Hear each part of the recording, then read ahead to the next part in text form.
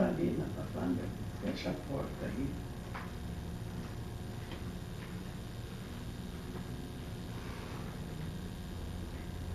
Eu tenho então falado praticamente a história da vida da gente aqui em Dourados, mas não tenho seguido na ordem cronológica. Tenho citado os fatos, as pessoas, as circunstâncias em que aconteceram esta ou aquela mudança no ritmo assim, trivial da vida da gente.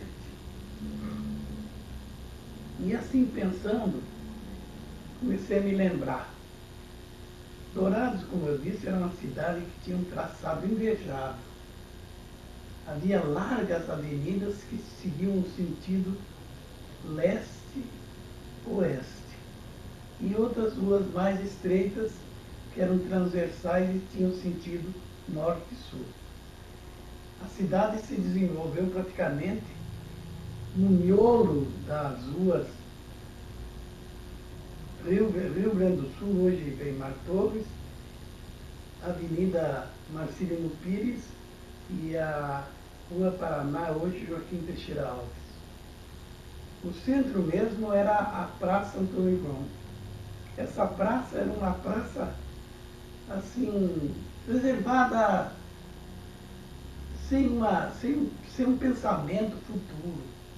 Quando o Vadu e o papai estavam medindo, havia aquela área ali que não tinha morada. Então, eles resolveram fazer ali uma praça. E para comemorar um vulto da história do Brasil, que tivera o seu martírio aqui perto de Dourados, eles puseram o nome de Antônio João. Então, a Praça Antônio João passou o centro de ser o centro de Dourados. E como é que ela era?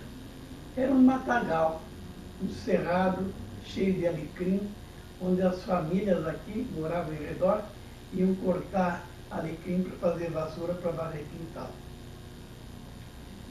Depois, aqui apareceram uns homens que queriam fazer uma espécie de ponto de reunião da comunidade, e entre eles Dom Garcete. Dom Garcete era um farmacêutico, formado, homem culto e um grande amante do esporte. Então ele fez uma campanha, mandaram roçar a Praça Antônio João, quer dizer, tirar o matagal, tirar o alecrim-tal, e cercou uma cerca de arame liso de 5 fios. E ali então fecharam, tinha 2 passagens, uma na entrada do lado de cá, ali na esquina, com a Presidente Vargas e a Marcelino, e outra lá na esquina da Joaquim Teixeira Alves, com a João Cano da Câmara. Naquele tempo as ruas não tinham nome, era a rua principal, Rua dos Velhacos, que era a atual Weimar Torres, e Rua de Baixo, que era a Rua Paraná. Então aquela praça ali, depois de roçada e tudo, formou um grande gramado, um gramado enorme. Então aquele pessoal que vinha das chácaras para fazer compra aqui na cidade ou qualquer coisa, atavam os seus cavalos nos postes da praça ou largavam ali um maniador de arrasto e vinham fazer suas compras. Ele tinha pasto, tudo. Depois Dom Garcete e mais um pessoal aqui mais desenvolvido resolveram ali fazer um campo de futebol. E fizeram 2 traves, uma ao lado da hoje Presidente Vargas e outra ali nas imediações em frente da catedral. E havia naquele tempo duas facções que jogavam, e mais ou menos era um time daquela época. Um chamava-se Arranca-Toco e outro Quebra-Canelas. E era engraçado, porque naqueles times não tinha um número exato de jogadores. Ou eram 5 de um lado e 5 de outro, era 10 de um lado, 10 de outro, 20 de um lado, 20 de outro. Enfim, quem quisesse jogar, ia jogando. Só que jogavam descalço. não tinha chuteira, não tinha nada. Então, era um ponto de diversão da rapaziada, da molecada, enfim, iam jogar ali. E não faltava os torcedores desse ou daquele lado. Bom, assim foi crescendo a Praça Antônio João, mais ou menos como um centro de reunião. Dia 8 de dezembro de todos os anos era a festa de Nossa Senhora Imaculada Conceição, padroeira de Dourados. Então na praça faziam barraquinha, e tinha fogueira, quentão, aquelas coisas tudo, para arrumar dinheiro para as obras da igreja, aumentar a igreja, conservar a igreja, que era uma igrejinha, mais ou menos numa área coberta de 8 por 15, tinha altar, tinha coro, era bem rebocadinha, bem arrumadinha, e era a igreja da Imaculada Conceição. Bem no centro do altar-mor tinha uma imagem semelhante àquela pintura de Murilo, uma imagem da Imaculada Conceição subindo ao céu. Era dia 8, o grande dia de festa. Mas acontece que antes do dia 8, havia novena, eram 9 dias antes. Então, durante a novena, então, ali havia barraquinha, quermesse, e era um ponto de reunião do pessoal. A procissão ocorria sempre no dia 8, depois das 4 horas, quer dizer, quando o sol começava a baixar. E para essa procissão vinha todo mundo. E nas chácaras, então, eles vinham os cavaleiros, o pessoal a cavalo, as senhoras, todo mundo a cavalo. Os homens usavam sirigote, arreio, e as mulheres usavam o chamado cilim, que era uma espécie de arreio, onde a mulher vinha sentada. Uns traziam gente na garupa, outros vinham pura e simplesmente de inteiro. E assistiram com grande devoção a procissão de Nossa Senhora, que era todo ano carregada pelo festeiro. O festeiro era aquele que comandava a festa desde a novena até o dia da procissão. E arrecadava o dinheiro e tudo, e esse dinheiro, então, era colocado numa caixa, e essa quantia era entregue, às vezes, à pessoa do próprio festeiro, para custear as despesas da atual festa e da outra, que viria no ano que vem. Agora acontece que nesse dia também, havia durante o dia a festa dos paraguaios. Era uma corrida de sorticha, como eles chamavam, corrida do anel. Era, enfim, uma festa em que todo aquele pessoal da companhia MAF, aqueles peões, aqueles trabalhadores, vinham aí e faziam aquilo. E durante o dia era baile até amanhecer o dia. E nessas festas sempre acontecia que vinham os valentões. Eram os valentões que vinham aqui, tomavam pinga e aí provocaram baderna, e acontecia uma coisa muito triste. Quase todo dia 8 de dezembro matavam o delegado. O delegado que ia naturalmente coibir qualquer abuso era a vítima. E eu me lembro uma vez, nós estávamos assistindo uma festa, muito bonita a corrida, de repente saiu um tiroteio. Havia o baile, era aqui na casa da Dona Ritinha. Dona Ritinha, ela era filha do Chamorro e morava na esquina onde hoje está na esquina da Weimar Torres com a João Cândido da Câmara, onde hoje tem aquele coma pronto, pegue pronto, uma espécie de restaurante onde a pessoa come porquinho. Ali estava a festa. E havia então um paraguaio chamado Ramão Puí, Alemão Puí. O Alemão Puí era valente e brigador. E então ele começou a disputa lá, e veio um cara da polícia. E veio também o delegado, o finado Urbano, ele veio nessa ocasião e assassinaram ele e 2 filhos. Foi uma coisa horrível. Nós estávamos ali na esquina, em frente, que era a casa do seu João Augusto Capilé, e saímos correndo. Uns deitavam no chão para não tomar tiro, e outros entravam dentro do forno, o forno de açapão que tinha no fundo da casa, para se esconder. E o seu João, deitado no chão, mandava a criançada deitar atrás do fogão. Eu sei dizer que a briga durou até de tardezinha, e depois foram ver os mortos. E o célebre alemão Poy desapareceu. Essa foi uma tragédia que marcou na minha vida, quando eu era gurizinho, quando vi aqueles corpos ensanguentados, mortos ou morrendo ali na rua. Muito bem. Depois dessa festa, então, parece que eles pararam com aquelas festas paraguaias e não houve mais essa cena triste de morte do delegado. Mas voltando à Praça Antônio João. A Praça Antônio João, então, era o centro de toda a manifestação pública. Logo depois, a dona Antônia Capilé fez a primeira festa parada no dia 7 de setembro. E ali armaram um meio palanque, era um estrado, mas não tinha nada, era apenas um tablado mais alto, que era para subir quem ia recitar, tinha recitativo, poesia, discurso das crianças, enfim, discurso de alguém que representasse as autoridades. Dourados, naquele tempo não tinha praticamente orador.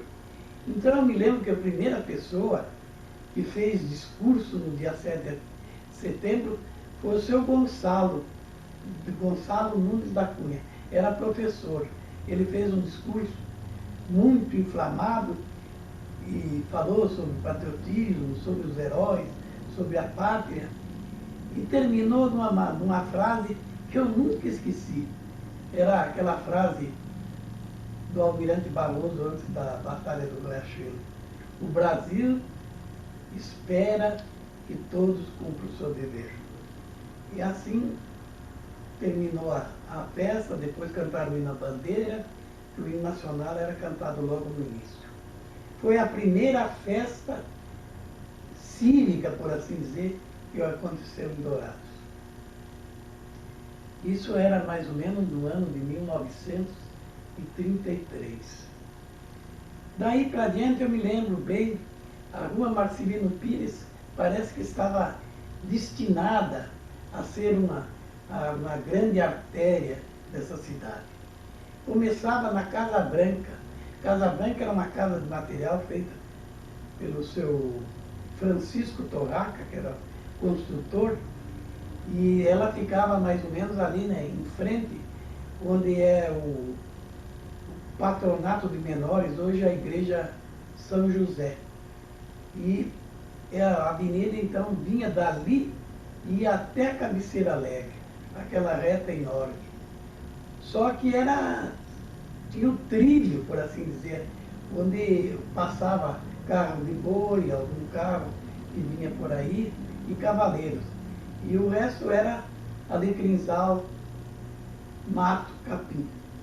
Foi o seu João Vicente Ferreira, primeiro prefeito de Dourados, e praticamente sob a administração do seu Franquilin Zambuja, que mandaram roçar as ruas de Dourados. Então ficou a coisa mais bonita.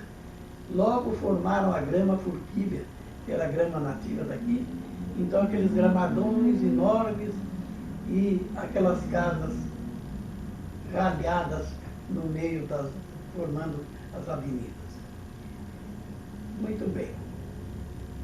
Então, dali, no sentido leste-oeste, seguia a estrada que ia para Capão Bonito.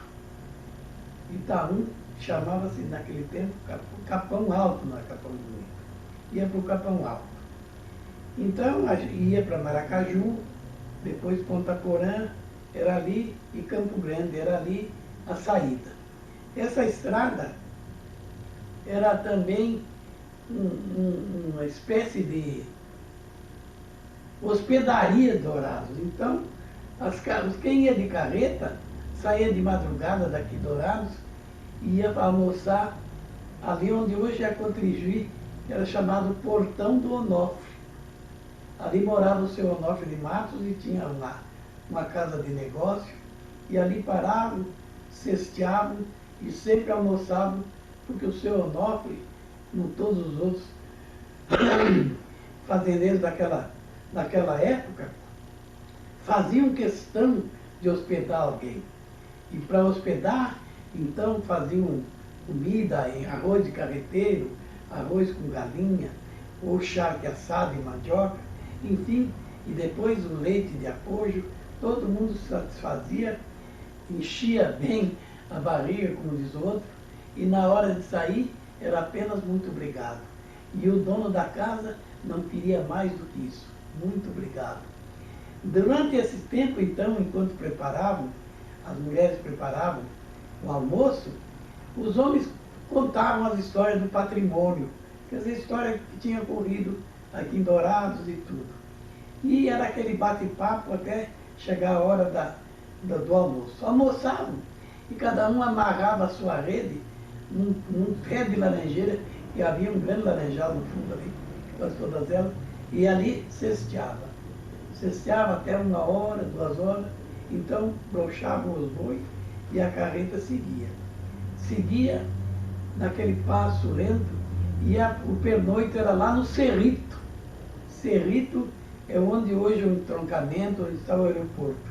Ali havia uma grande casa comercial, Casa Cerrito, que era o seu Nhonhô Rocha, genro do finado Chico de Matos. Então ali aquela casa de comércio era uma maravilha, tinha de tudo. E era a alegria daquele pessoal, porque ali também se reuniam, ali faziam um baile. Era um centro social do Cerrito, a Casa Cerrito. Depois o senhor Nhonhô vendeu para o senhor Juca de Matos e continuaram sempre naquela mesma rotina de tratar todo mundo bem, receber todo mundo bem. E na frente da Casa Cerrito tinha uma cancha de carreira de cavalo. Então ali, aos domingos, de vez em quando, tinha as carreiradas. E todo mundo ali levava seus cavalos e corria a carreira, tinha o jogador, e lá fazia a carreira, ora era dinheiro, ora troco, e assim o pessoal ali ficava à tarde, o dia inteiro, se divertindo.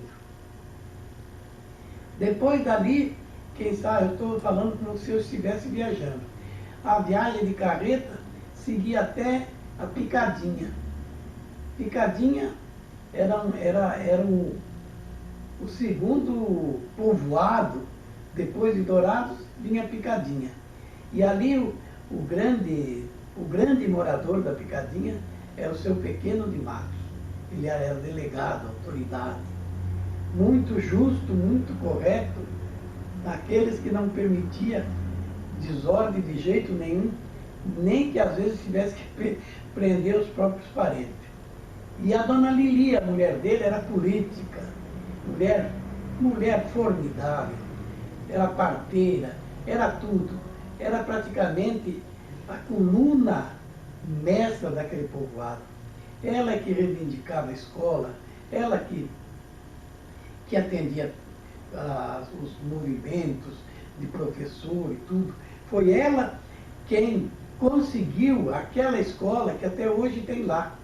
A primeira era uma casa de madeira que era do finado, que era dele, naquele tempo não era finado, que era do seu Pequeno e a dona Lili. Eles se emprestaram para uma escola. E a primeira professora que foi na escola da Picadinha foi a dona Silvia de Araújo. Era mocinha, parava na casa do seu Pequeno e dava aula. Lá também tinha um cartório do pessoal que queria casar mais barato, ia para lá. Era o cartório do seu Abílio, Ferreira. Ele tinha um cartório e lá ele fazia registro de nascimento e aquelas coisas. Mas o seu pequeno era notável. Era um homem que contava as histórias do Rio Grande e tudo, e sempre terminava. Não tem como no Rio Grande. Seu pequeno de Matos, de fato, é uma figura que merece ser muito lembrada com carinho por aquele povo da região ali. Dali, então a gente saía, depois que ali parava no seu pequeno, comia, tratava da tropa, tudo, seguia a viagem, ia almoçar no chamado Na Falha. A Falha tinha um capão muito bonito, então chamavam Capão da Falha. Era um mato alto, bonito. E ali morava o seu Manuel, Manuel da Falha, que eles falavam. O seu Manuel também tinha uma casa de negócio e hospedava todo mundo do mesmo jeito, com aquela fartura, com aquela abundância. E daí do seu Manuel da Falha, a gente seguia para Itaú e ia parar lá no Sérgio Galheiro. Lá morava, era a fazenda do seu Valêncio de Matos. O seu Valêncio era paraplégico, né? Ele não funcionava as pernas. Mas era um homem cavalheiro, desses valentes que se impõem pela própria personalidade. Então contava a história, e o pernoite do seu Valêncio ia até tarde as histórias do patrimônio, as histórias do Rio Grande, enfim, aquelas histórias que todo mundo conta um para o outro e sempre repete e sempre tem aquela curiosidade de ser escutada. Depois saía do Sérgio Galheiro e ia para Capão Alto. Lá era o reduto dos Azambuja. Oh, gente valente, gente boa. E o grande líder dele, daquele tempo, era o seu João Beca. Seu João Beca, o João Alves da Rosa. Seu João Beca era fazendeirão lá e sempre vinha, andava a cavalo,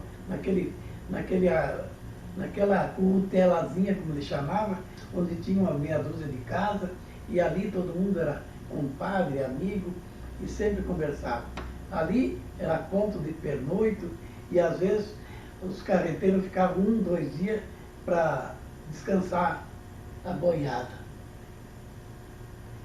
E ali perto de Bela Vista, de Capão Alto, tinha para direita, pegava uma reta que ia para Ponta Porã, e para a esquerda, para Maracaju, Campo Grande.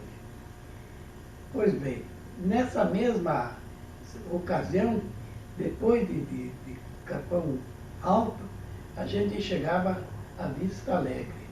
Vista Alegre também era outra cidadezinha, outra curutelazinha, onde tinha o comércio, onde faziam carreirada, aquelas coisas, e era um reduto praticamente dominado pela família Alves. E entre esses Alves, que moravam ali, ali perto, havia um grande fazendeiro, seu Chico Alves, é pai do coronel Marcondes, que sempre está dando entrevista no jornal. Seu Chico Alves era estadista, era empresário, era um homem, parece que estava algumas décadas acima do seu tempo. Todo mundo ia consultar o seu Chico Alves, quando tinha qualquer problema dessa ou daquela natureza. E o seu Chico Alves, para todos, tinha aquela resposta certa. Era um homem de uma palavra, se ele dissesse, eu vou tal dia, tal hora, em tal lugar, podia esperar que chovesse ou fizesse sol, ele lá estava na hora marcada. Homem muito rico, muito bom, muito caridoso. Seu Chico Alves praticamente dominou aquela região. E ele era mineiro, era viajado, conhecia bem o Rio de Janeiro, São Paulo. Era um homem que dentro daquela limitação cultural que havia, ele era uma espécie de luzeiro.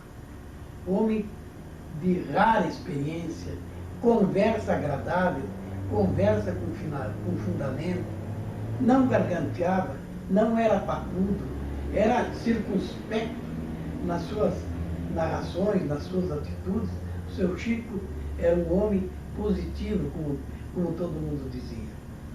Servidor, mas também não era bobo. Quando aparecia alguém que ele via e percebia que ali se tratava de um malandro, podia ficar certo.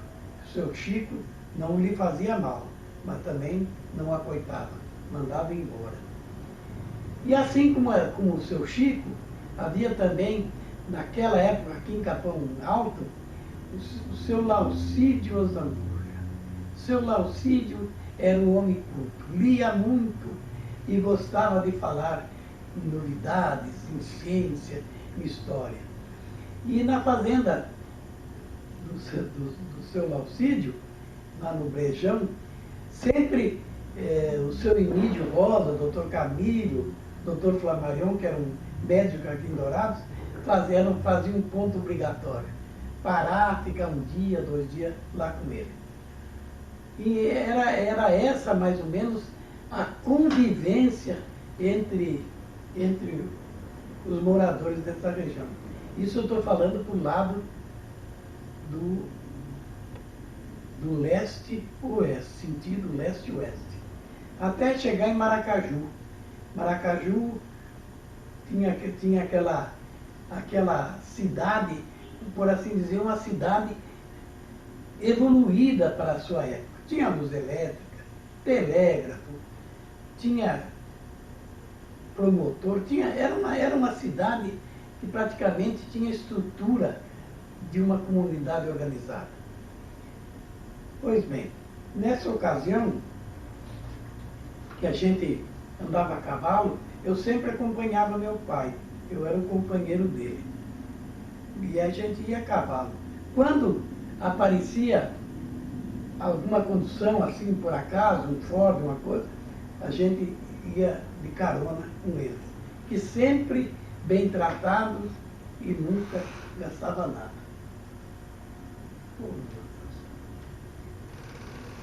Mas atrapalha a gente. A Neuza fez só uma pausa aí. E Maracaju, como eu estava falando, então era cidade organizada. Quase todas as casas eram de alvenaria, bem feitas, bem arrumadas, sólidas. E o pessoal, esses fazendeiros que moravam em Maracaju e tinham as suas fazendas, eles passavam quase sempre o mês inteiro na fazenda. E só vinham na cidade, no Maracaju, como eles chamavam, para fazer suas compras e fazer suas reuniões e casamento, quando havia casamento por aí. Maracaju, quase todo mundo tinha automóvel, quando apareceu automóvel. E consta uma história engraçada que o seu João da Mata comprou um carro, um Ford de bigode. E andando com o Ford, chegou no Manuel da Falha. E lá ele não sabia parar o Ford, como parava. Então ficou rodando, e o pessoal laçando o Ford para ver se conseguia, mas não conseguia brecar, mas não tinha quem aguentasse. O Ford arrastava todo mundo, até que bateu num pé de cinnamon e lá ficou. O seu João da Mata ficou muito bravo, que não queria aquela porcaria, que não havia quem governasse, que era insôfrego, como ele dizia. Pois bem, esses eram mais ou menos alguns tópicos dessa região. Mas tinha outra ali no Carumbé, que também chamava, e tinha a entrada para o Carumbé. Ali era uma outra fazenda do seu Chico de Matos, São José do Desterro, que chamava. Eram 5.000 e poucas hectares. Depois foi vendendo tudo e ficou a parte dele, e a outra parte, mais ou menos 5.000 hectares, era de um irmão dele, seu Horácio de Matos. Seu Horácio era desses homens sérios, e o seu Chico de Matos criou 2 termos aqui em Dourados, que ele usava para classificar as pessoas. Um era Incurubirubi. Incurubirubi ele dizia que era uma pessoa assim, que mudava de ideia toda hora, como um borboleta que ele falava. Quer dizer, uma pessoa que não firmava em nada, que era hora isso, hora aquilo, mexia com isso, mexia com aquilo, ora tocava açougue, ora tocava buguicho, ora era plantador. Então era um curubiru, não parava com nada, um inconstante. E outro era para aquele, outro termo ele aplicava aquelas pessoas sérias, sistemáticas, então difícil de tratar, que ele chamava introjuspético. E ele sempre falava, é preciso ter jeito para chegar no introjuspético. Então, o seu Chico de Matos, o seu Horácio de Matos, ele dizia que o Horácio é meio introjuspético, quer dizer, era homem sistemático. Mas o seu Horácio era um cavaleiro, era um homem, para aquela época, um homem culto, um homem sério, conversa agradável, tudo, mas duro na contagem.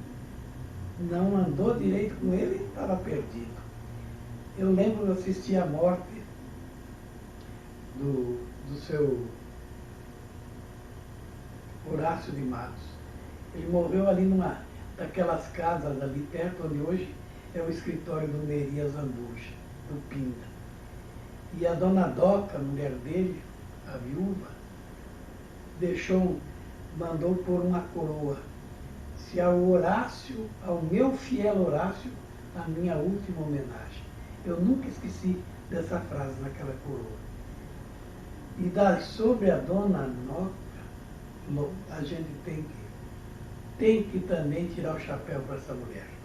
Certa vez, houve um jurado em Ponta Porã e estavam lá julgando um dos rapazes, um dos filhos dela. E o promotor, naturalmente, como tem que fazer o papel de acusador, né? E como o cara começou a acusar, né? Ela levantou e falou, não tem homem aqui nessa sala? Cala a boca, seu filho da puta. Quem é você para tirar pedra na minha família? Naturalmente, o júri deu em nada e o rapaz foi absolvido. Então a dona Noca era Doca, quer dizer, não é Noca, dona Doca era de fato aquela mulher daquela época, valente, honesta, boa mãe, boa amiga e uma mulher servidora 100%. Então eu tinha que falar essas coisas. E como na Picadinha era um outro exemplo desse tipo de amazonas, desse tipo de mulheres desenvolvidas, de personalidade, sérias, era a dona Lili. A dona Lili, quando vinha algum comício, alguma coisa, ela ficava parada em frente ao palanque. Fosse amigo ou fosse adversário. Se alguém ousasse atacar ou magoar ou contar alguma mentira, ela mandava calar a boca. Cala a boca, mentiroso. Você está falando mentira e o povo aqui não está para ouvir mentira. Eram essas pessoas que, por assim dizer, ponteavam a comunidade de Dourados com a sua grande personalidade. Então, eu estou contando esse passeio, essa viagem, e mais ou menos o tipo de pessoal que habitava essa região. Bom, e essa aí era a nossa, mais ou menos, a ida para Dourados até Maracaju, passando por esses diversos lugares. Mas Dourados também tinha umas pessoas engraçadas. Uma delas era o chamado Alemão Velho. Uns diziam que ele tinha 100 anos, outros diziam que tinha 90. Ele mesmo não sabia a idade que tinha. Então ele gostava muito de uma pinguinha e estava presente em tudo quanto era acontecimento. Era em casamento, era em velório, era em churrasco, era em baile, o Alemão Velho estava sempre por lá. Até que um dia o coitado do Alemão Velho, no inverno, né, acharam ele no lanchinho dele, morto, deitado. Foi uma perda, o pessoal todo chorou muito e sepultaram o Alemão Velho. Depois, vamos ver mais ou menos aqui o miolo da cidade. Então, como os senhores sabiam, havia aquelas casas de comércio, a casa camponesa, seu João Rosa Góes e do Emílio Rosa. Eu já disse que o Emílio era o homem que pôs a primeira máquina de arroz aqui. Era uma máquina Zacarias tipo A. Então ela era tocada por um vapor. Depois o seu Emílio substituiu por um motor a óleo diesel, porque a máquina a vapor não tinha a rotação constante e ele tinha um dínamo para ter luz na casa dele, ali, no armazém e tudo. E a máquina, a caldeira não dava aquela rotação suficiente, então oscilava demais a luz. Ele pôs um motor a diesel, então todo mundo, sempre de tardezinho, de noite, quando acendia a luz do Emílio, já sabiam que era 6 horas, o verão 6 horas. E tinha outra casa em frente, eram os rivais. Era a casa favorita de irmãos Milano. O dono da casa era o seu Elias Milano. E a mulher dele, Dona Generosa, era uma senhora gorda, brava que dá. E a Dona Generosa é que mesmo é que mandava por ali. E então veio um irmão do seu Elias para trabalhar com ele. Não sei se ainda vive. Era o Áquio Milano. Então o Áquio, quase todo mundo aqui andava de bota, era gaúcho. Ele chegava para os caras e dizia: você precisa comprar casa Elias, casa favorita.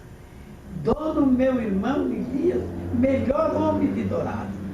Então saiu aqui um ditado: todo mundo, quando alguém chegava e contava alguma garganta, algum papo, eles diziam: você é o melhor homem de Dourado depois do Elias Milano. Que o primeiro era o Elias Milano. Do outro lado da esquina era o seu Casabranca, o seu Manuel Gracilém. O seu Manuel Gracilém era um libanês, como ele dizia. Todo mundo aqui falava que todo turco que enriquecia era libanês. Quando chegava aqui, era turco, era sírio, mas enriqueceu, já era libanês. Então, o seu Manuel era libanês, dizia ele. O seu Manuel Gracilém tinha aquela casa grande, envidraçada, tudo, mas era a casa de comércio mais careira de Dourados. Então o pessoal tinha medo de chegar ali. Como o seu Manuel Gracilém só vendia dinheiro, ele nunca teve problema, sempre sua vida econômica em dia. Porque naquele tempo, o dinheiro que corria aqui, ou vinha de venda de pele de caça, venda de gado, e principalmente da venda de erva mate. Todo mundo aqui produzia erva mate e vendia. Era o forte do comércio aqui. Porque cereal, arroz, feijão, essas coisas, era praticamente uma cultura de subsistência. Só plantavam para o gasto.